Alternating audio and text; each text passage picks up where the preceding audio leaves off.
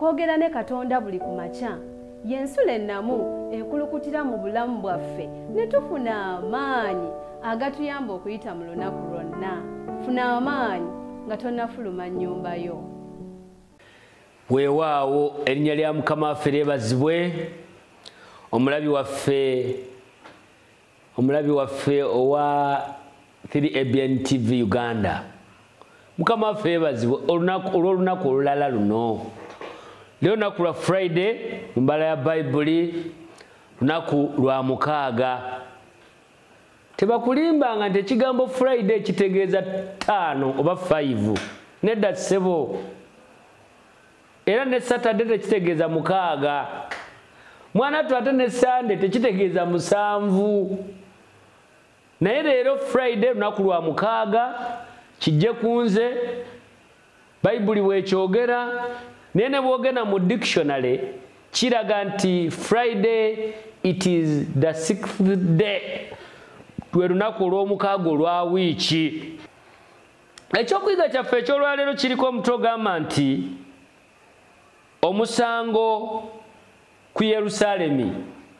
Omulabi waffe owa 3ABN TV mu programu yaffe eno eŋŋanzi ey'ensula ey'enkya njagadde okususaako essira nti ensonga ey'omusango ku Yerusaalemi ekujjukiza nti waliwo olunaku olw'omusango, buli kimu kikole. Waliwo olimina mu maaso ga Mukama ng'obuuzibwa kino na kiri. Nze no ndowooza leero gwe mukisa gw'olina okuteekateeka obulamu bwo, si kulwa embeera eyo ekutuukako ng'omubbi nga Bayibuli bw'eyogera. Naye nga tonnaba kweyongerayo okugenda mu kubikkula essula 8 olw'omusanvu, nsaba twewombeeke olw'okusaba. Kitaffe omwagalwa, andaba era mpuliriza.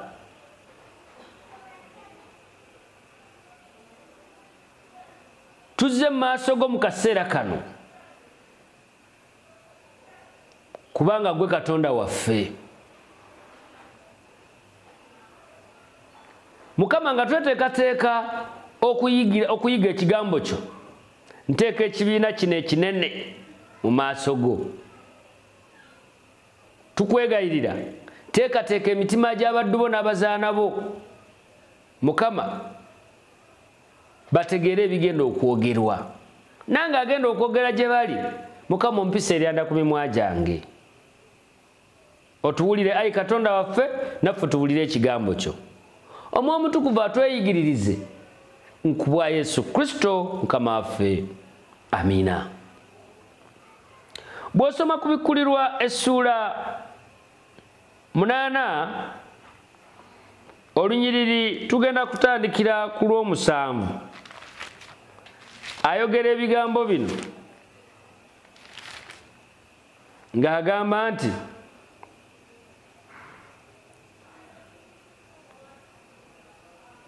malayika ow'olubereberye n'afuuwa ne waba omuzira n'omuliro ebitabuddwa n'omusaayi ne bisuulibwa ku nsi, n'ekitundu ekyokusatu eky'ensi ne kijja, n'ekitundu ekyokusatu eky'emiti ne kijja, na buli muddo omubisi ne gujja. Nakugambye oba nzize njogera naawe okuyita mu wiiki ennamba nti ebigambo ebiri mu kubikkulirwa bya bunnabbi. Kati bwe tuwulira emiti ne tuwulira omuddo, tuba tetwogera ku muddo guno gwennyini, tuba tetwogera ku miti gyennyini. Naye wuliriza bw'atugamba, olunyiriri luno lujjuddemu obubonero. Emiti bubonero, omuddo bubonero. Okusooka njagala okutegeeza, katufumiitirizeeko ku kitundu ekyokusatu. Ekitundu ekyokusatu kabonero mu Bayibuli akalina akakwate kukwewaggula. Bw'owuliranga ekitundu ekyokusatu mu Bayibuli kitegeeza kwewaggula. Baani abeewaggula? Waliwo abantu abeewaggula ne bava ku nteekateeka ya Katonda, ne bava ku mateeka ga Katonda, ne batandika okugoberera amateeka g'abantu nga bye by'okukwata.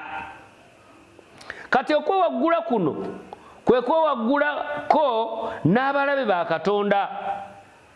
Okulagula okw'ekitala ekijja ku Yerusaalemi mu Ezeekyeri kugamba nti ekitundu ekyokusatu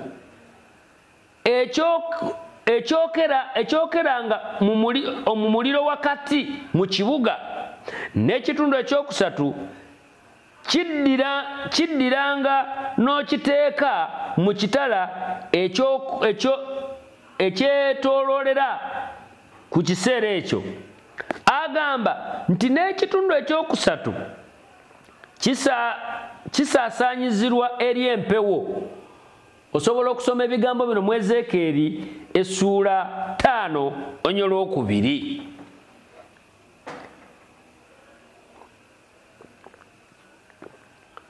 Nate era agamba nti omulabe w'abantu bonna aba Katonda, Setaani yawalula ekitundu ekyokusatu eky'emmunyenye z'omu ggulu n'azisuula ku nsi, nga bwe tusoma ku Bikkuliro essula 12 olunyiriri olwokuna. Njagala okubategeeza abaagalwa, Setaani nga bwe yasalaasala amagezi n'alimbalimba zimalayika ezaali mu ggulu, era mu munyago ogwo Setaani yavaayo na kimu kyakusatu eky'abamalayika. Bw'oteebereramu muganda wange ne mwannyinaze andaba era mpuliriza, naawe oyinza okukifuuwa ng'okizza munda. Setaani ayinza okuyita mu ngeri zonna okakana naawe ng'akutadde ku luseregende lw'abamalayika abagenda okwokebwa omuliro. N'olw'ensonga eyo kankuzzeeyoko ku bifaananyi ku bubonero obwabadde bwogera mu lunyiriri lwaffe. Emiti gitegeeza ki? Mu kubikkulirwa emiti giyinza okutegeeza abakulembeze nga bwe tusoma mu Danyeri essuula 4 onyole 10 paka ku 12. Ate omuddo gwo gusobola okutegeeza abantu abalala. Abo osobola okubasoma mu Isaaya essuula 4 onyolo 6.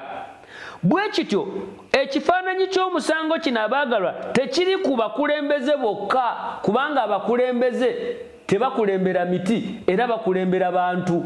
Kitegeeza abakulembeze n'abantu baamu abaganya okukkiriza Katonda abeewaggudde okuva ku mateeka ga Katonda ne bagoberera ag'abantu bagenda kwokebwa muliro. Mukama waffe Yesu Kristo ng'akomyewo. Ogwo gwe musango ku Yerusaalemi. Era njagala okubategeeza abaagalwa, bwe kityo ekifaananyi ky'omusango abaagalwa kino tekiri ku bakulembeze abeewagguzi bokka, naye era ne ku abo ababagoberera mu buwanguzi.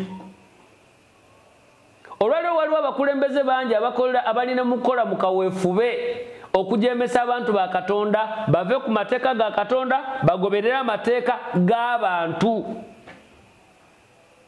naye kigenda okubaviiramu kuzikiriza.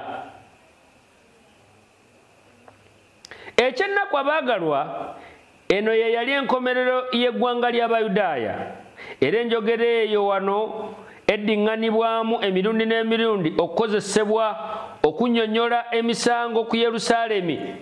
Osobola okulaba mu Yeremiya essula 17 olunyiriri 27 ne Yeremiya 21 onyole 14. Otambulire ddala ogende mu Ezeekyeri essula 15 onyole 6 ne Ezeekyeri essula 2 onyole 47.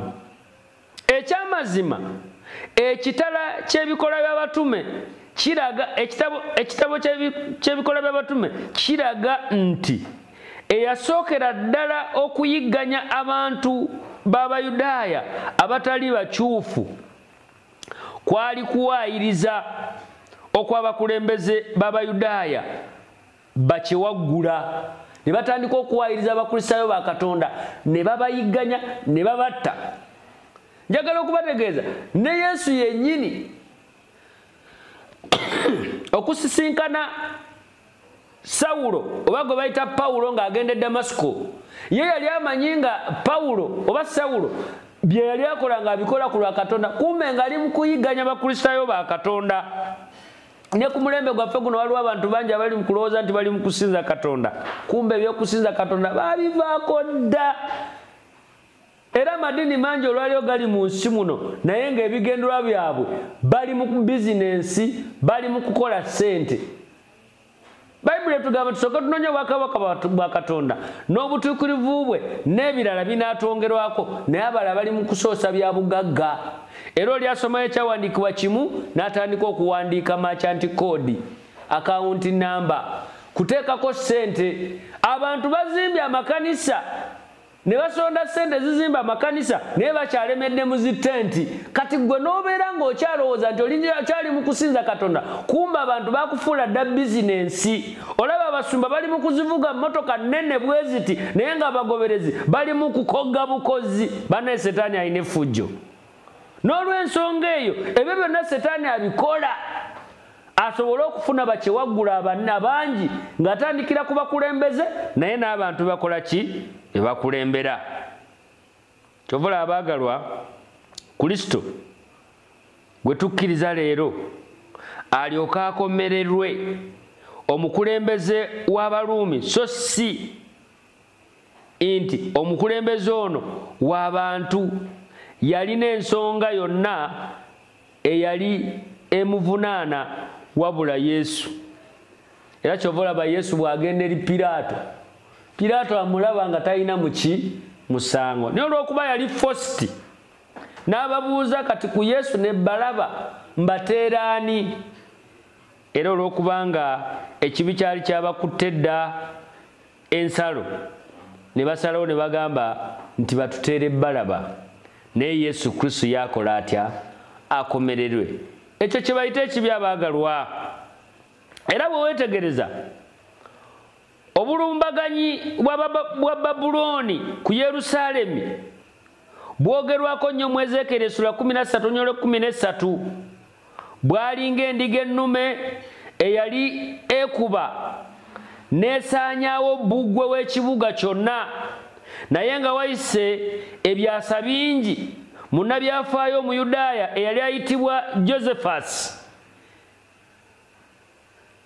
yawandiika ku basirikale ab'Abaruumi abaali bakuba amayinja ameeru okuva ku bikondo, era bwe gaagwanga ku ttaka gaafaanananga ng'amayinja amanene ag'omuzira. Mwanattu mu musango guno tutegeera bulungi nti n'obuzibu bwa Katonda buvaawa, era abakristaayo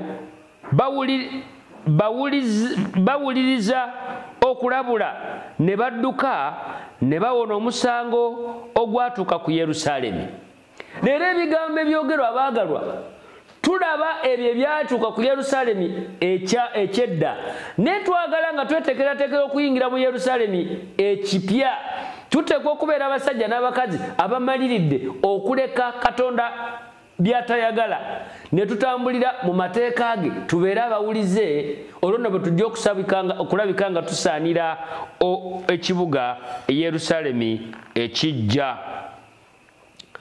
N'olwekyo mwagalwa, nga kya mukisa era nga kya ntiisa nti tulina Katonda awulira okusaba, atakoma mu kuggyako musango n'akatono oyo aligubaako. Bassebo ne bannyabo, Katonda waffe mu kusaasira kwe okungi tagenda kuggyako musango oyo aliba agulina. Tekitegeeza nti aliba takwagala, naye olw'okuba nga aliba atangira ffe abali babamaliridde okutambula nga bw'ayagala, aleme kutuzza mu nnaku gye tubadde nayo ku nsi kuno, y'ensonga lwaki tagenda kuggyako musango ng'ogulina. Naye amawulire amalungi gali nti ate bw'oliba togulina tagenda gukuteekako. Bw'osoma ku Vesula 3:4 nti naye era awala n'obutali butuukirivu ku lw'abatukuvu be abaagalwa. Kati gwe nnyabo nawe ssebo abadde yeeraliikiridde nnyo andaba era mpuliriza. Katonda waffe ali mu kukulwanirira gwe amaliridde okutambula nga Katonda bw'ayagala. Agamba ngenda kubeera nga naawe okutuusa emirembe gino bwe giriggwaawo. Era agamba nti ngenda kwetolooza obukuumi bwo. Abaagalwa, tukkirize Katonda. Katonda waffe mwetefutefu okuyimirirawo awamu naffe. Agenda kutuwanguza era ekisa kye kigenda kubeera nga kitweyoleka. Manya abantu bamwe tutuuka ku biseera bino eby'enkomerero. Abantu bagamba ebibonyobenyo birinsanga wa. Katonda atumanyi nnyo abaagalwa. Bw'alaba nti Ssemwanga ayinza obutasobola kugumira mbeera ya kumutemako mutwe, abantu bangi bajja kwebaka. Mabegakaawo waliwo omuganda wange bambi tubadde tukolagana naye, naye yabadde agenda kuwayalinga nnyumba ya muntu kasitoma we, abadde atera kuteekayo solas ez'enjawulo, naye yaseeredde n'agwa n'asirika busirisi. Abantu bangi bagenda kuva mu bulamu bw'ensi eno Katonda bw'anaalaba nga tebajja kugumira mbeera. Naye Bayibuli egamba nti balina omukisa abafu abafiira mu Mukama waffe. Era ne tuwa amagezi nti bw'olaba ng'omukristaayo ng'awummudde nti tonakuwala nga talina ssuubi, kubanga ebikolwa bye agenda nabyo. N'olw'ensonga eyo, ekyo kinyuma nnyo ku mukristaayo amaze okutegeera ekibi era ng'akiyita erinnya lyakyo nti kibi. Naye omukristaayo abeera omukristaayo ku Ssabbiiti, ennaku endala nga taba mukristaayo, ng'alina engoye z'atya okwambala ku Ssabbiiti naye nga mu nnaku endala azambala. Obukristaayo obuba bwa kiboggwe nnyo. Era bw'ofa tusobola okukaabira ddala kubanga tuba tetumanyidde ddala by'obadde okola ng'ate toli ku kkanisa, byawukana n'ebyobadde okola ku kkanisa. Tusaba Mukama Katonda atuyamba abaagalwa, bwe tunaabeera ab'okweteekateeka olw'omusango ku Yerusaalemi ekijja, tumalirire okuyimirirawo olw'ebigere byaffe nga tusiima mu kisinde ekya Mukama waffe Yesu Kristo. Saba Mukama Katonda abampeera omukisa n'ebigambo ebyo ku bwa Yesu Kristo Mukama waffe. Amiina. Katwebaze. Katonda waffe omwagalwa nannyini ggulu n'ensi, weebale nnyo Mukama olw'olunaku luno lwaleero. Lunaku luliko ebyafaayo bingi era abantu bangi bali mu keetalo era bangi balowooza nti ddala ate nga kituufu lwe lunaku kwe wafiira. Naye totulekerangako kyawandiikibwa mu Bayibuli tututeeka okuserebuleetinga okufaako n'okuzuukirako. Naye tukwebaza nti waleka ebitiibwa mu ggulu n'ojja n'ofa ffe tusobole okubeera abalamu. Ekyo leka tukikuumire mu bulamu bwaffe. Era n'okukikuumira mu bulamu bwaffe kikola amakulu ng'atutambulidde mu mateeka ago kubanga tegazitowa. Mukama, lunaku olwali lwakweteekerateeka Ssabbiiti ey'enkya, tusaba buli muntu eyategeera Ssabbiiti y'amazima leka amalirize emirimu gye mu budde. Tugende okuyingira mu Ssabbiiti y'entukuvu n'okusanyuka n'okujaganya. Era obudde nga bwe bukedde Mukama, tusaba omukisa gwo gutambule n'abantu bo abadde balina bye batunda nga byagaana byadiba. Mukama, leero leka bitundibwe mu linnya erya Yesu. Tusabira abo bonna Mukama abali mu makomera olunaku lukyerumu bateebwe, abalina emisango mu makooti, tukwegayira Mukama leka amazima go geeyoleke. Waliwo abantu abakozesa amaanyi Mukama, abantu nga baagala kusenda byalo biramba, abantu abatwalako ebibanja byabwe olw'amaanyi olw'obuyinza n'obugagga bwe balina. Mukama, gwe Katonda w'abanaku, lwanirira abantu bo abagenda okutwalibwako ebintu byabwe. Tukwegayira Mukama owulire okusaba kw'abantu kw'abaddu bo n'abazaana bo be tusabe nabo olunaku olwaleero. Era buli muntu omukolere ku nsonga ze ng'okusima ku bwe kuli. Era ng'omuweereza kyenva nsaba omukisa gwa Katonda Kitaffe, Omwana n'Omwoyo Omutukuvu gubeere ku baddu bo n'abazaana bo, gubeere ku mirimu gyabwe, gubeere ku maka gaabwe, gubeere ku baana baabwe, gubeere ku b'eŋŋanda zaabwe, leero ne bulijjo nku bwa Yesu Kristo Mukama waffe. Amiina. Amiina. Okwogera ne Katonda buli ku makya y'ensula ennamu ekulukutira mu bulamu bwaffe ne tufuna amaanyi agatuyamba okuyita mu lunaku lwonna. Funa amaanyi nga tonnafuluma nnyumba yo.